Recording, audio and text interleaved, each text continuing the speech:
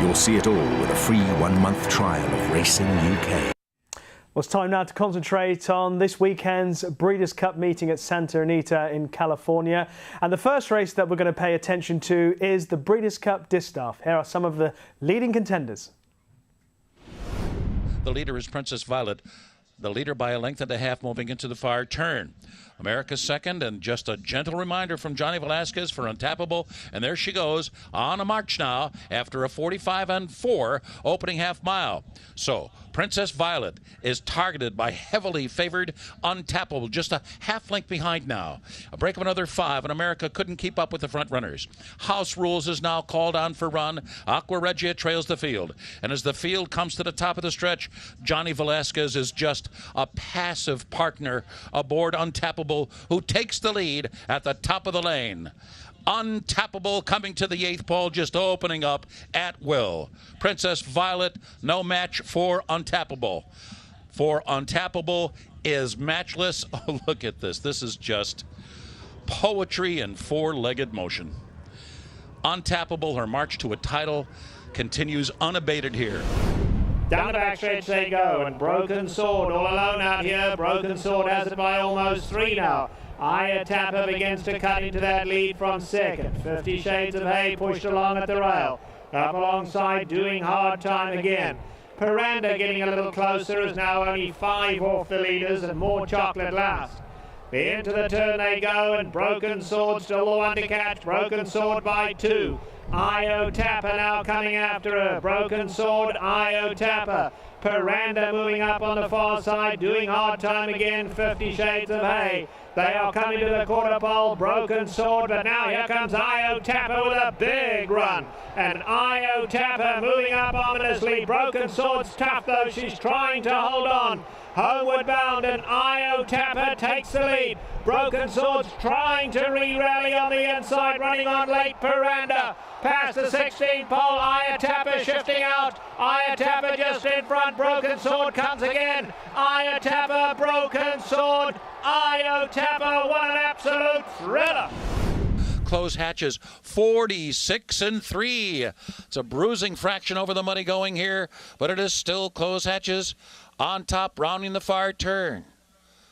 Princess of Silmar now just 2 lengths behind at the midway point on the far turn. In between horses, it's Antipathy. 50 Shades of Hay in a drive, but no real response yet. Farther back, it's Stanwyck, and Close Hatches is still humming along with a clear lead here. Close Hatches hand-ridden into the stretch. At the top of the stretch is a 5-length lead. 50 Shades of Hay comes through on the inside. Antipathy between horses. A sputtering Princess of Silmar. Then Stanwyck on the far outside. And they're coming down to the finish. Close Hatches and Joel Rosario. Close Hatches. Love the mud. She was a monster in the mud this afternoon at the Spa. Sweet Reason and House Rules are side by side. Those two hit the half-mile pole just about 5 lengths off the lead. After that comes Vera Amore, Little Alexis, and beginning to make some progress from the back on the outside is Joint Return. The half mile was 46-3. They move to the far turn. JoJo Warrior continues to lead the way. Cassatt trying to get to her second, and here comes Untappable now. She begins to make her move 3 wide as they approach the quarter pole. Sweet Reason in with a chance. She's now gaining ground quickly in behind the front runners, but as they approach the top of the stretch, here comes Untappable now making her run on the outside. JoJo Warrior trying to dig in down at the inside, and Sweet Reason will try to sustain her bit on the outside. They're coming to the last furlong. Untappable forges a short lead. On the outside, Sweet Reason closing in. JoJo Warrior holding tough. Untappable, short lead with a 16th to go. She's beginning to edge away. It will be the incomparable Untappable. Untappable's got it by a length on the line.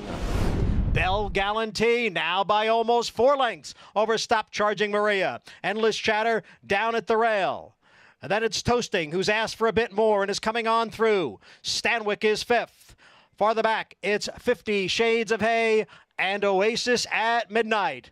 All chasing Belle Galantine, who ran 3/4 in 1:11-1. Belle Galantine by 3 lengths as they come for the quarter pole. Stop Charging Maria, Endless Chatter, and Toasting as they turn for home. Belle Galantine trying to go wire to wire here, and she's in front by 4.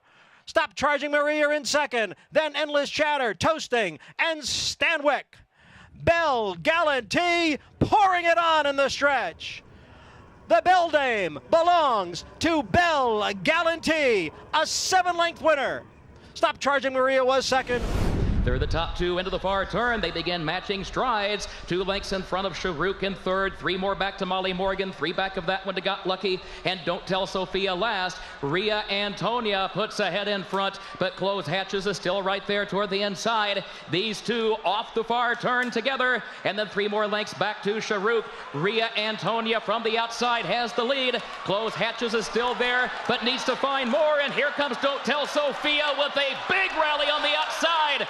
Don't Tell Sophia had lost contact with the field on the backstretch, and she has taken the lead in the final furlong of the Juddmonte Spinster. Close Hatches backs up to 4th. Don't Tell Sophia and Joe Rocco Jr. to take it. And this is the lineup and the betting for the Longines Breeders' Cup Distaff at 11:35 p.m.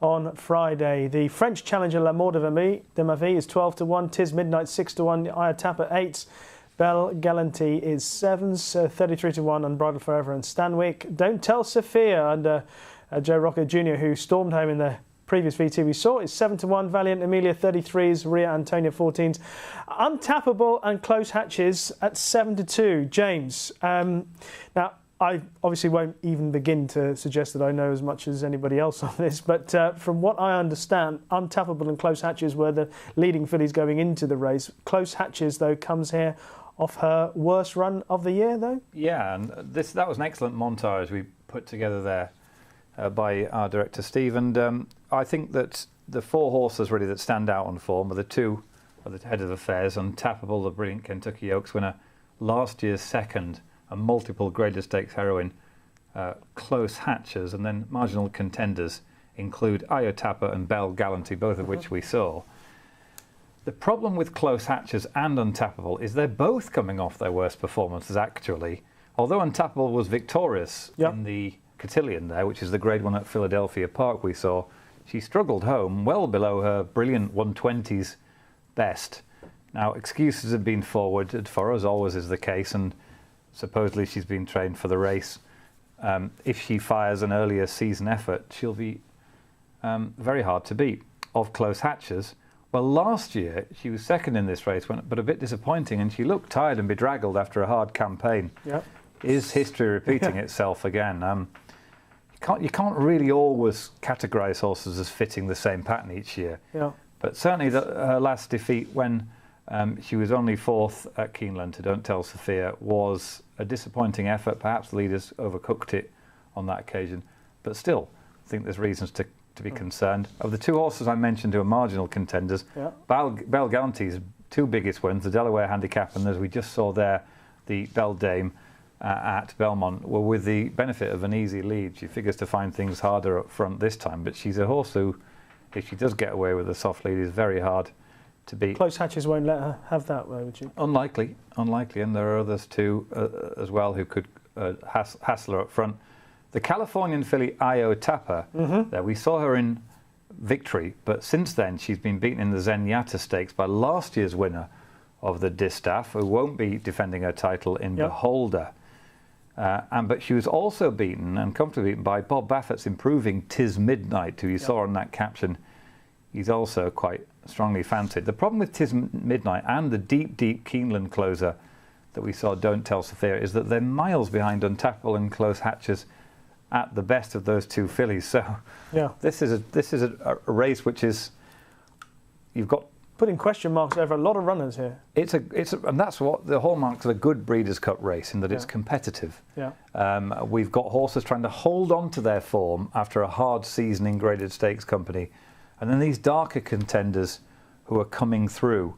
And to my mind, in the Breeders' Cup, history has favoured the horse who's getting better over the one who's trying to hang on to past glories. So we'll see if that plays out in the same way in this particular race. And in that sense, James, regarding one of the statistics that is suited to Untappable, who is the Kentucky Oaks winner, only 1 horse in 14 has managed to win the Kentucky Oaks and the Distaff in the same year. And that was Shardo back in 2004.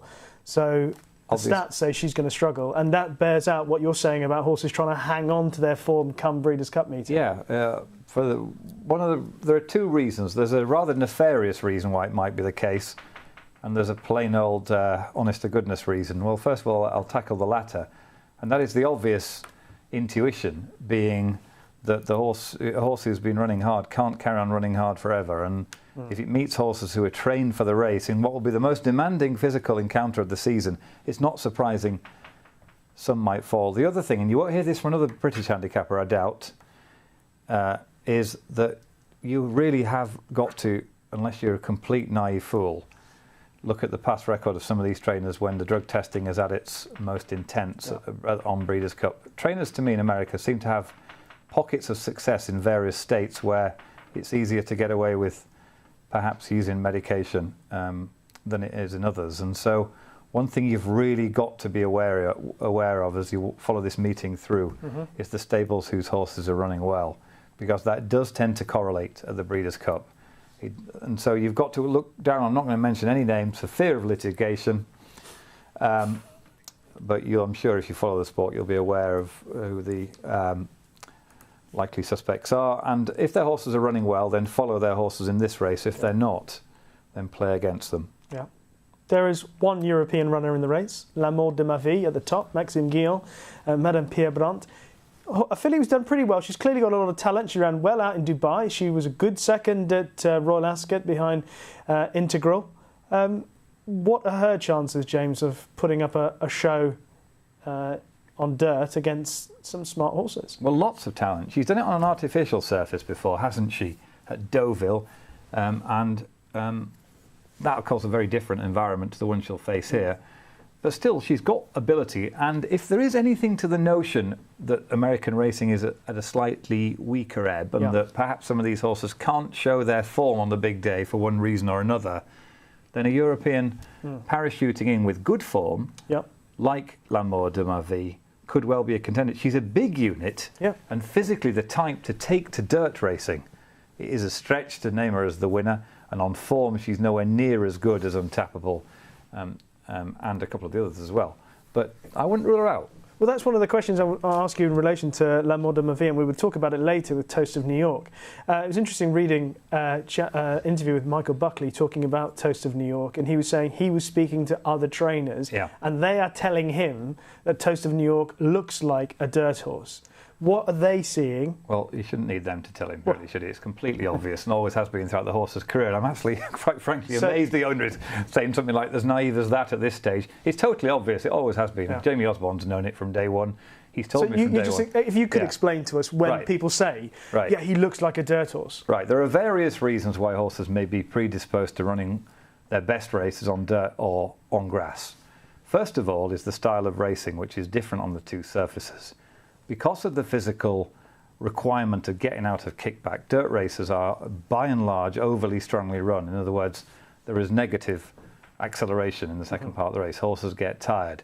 And so horses who don't have early pace tend to be at a significant disadvantage because they end up in a very poor track position. They get pelted with kickback, and they have to lose ground by running wide to reach contention. And often they're just not fit enough to run on dirt either, or tough enough. The second thing is the actual physical nature of the surface itself. Grass turf, most types of turf, particularly firm turf, has got more integrity than dirt, by which I mean that when a horse places its hoof down and tries to get traction off the surface, there's more there's a more solid collision between the horse's hoof and the ground. On dirt, if you look slow-mos, a horse's hoof slips slightly, more than on grass. Horses slip on grass a little bit as well, but not as much as dirt. And so again, it requires perhaps more conditioning to the actual requirement of running over the surface, more habituation from a horse. In the same way that if you ever watch a young child, and we've both got children, run across a muddy field for the first time, 9 times out of 10 they fall flat on their face the first time, because they have no idea that you need to adopt a different cadence of stride. And you need to shift your balance a bit to compensate for the different nature of collision between foot and surface. And although I'm pleased to say horses don't fall flat on their face when they run on dirt, there's a similar thing going. So habituation to the surface through training and through racing is also a significant factor. Excellent. That was tremendous. I appreciate that. And I'll try my best. I hope people at home enjoyed that explanation from James. And we've got lots more chat to come on the Breeders' Cup. We've also got a very good race coming up at Kempton.